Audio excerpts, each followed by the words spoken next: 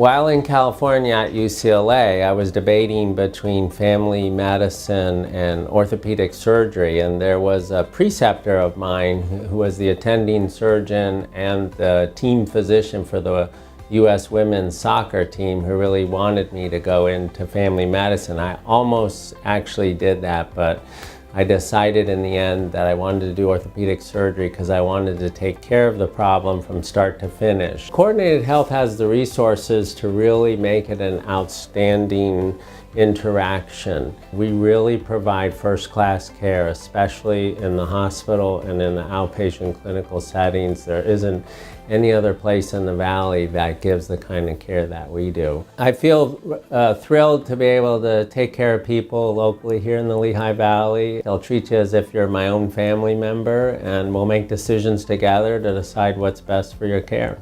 And from the moment you set foot into one of our offices until your care is concluded, I can promise you that everyone there is working on your behalf to make things as smooth and as outstanding as possible. It's difficult now, from insurance issues to facilities on where you can actually seek care, and the marketplace is complex, and we will help you every step of the way to make sure it's as enjoyable and as successful as possible.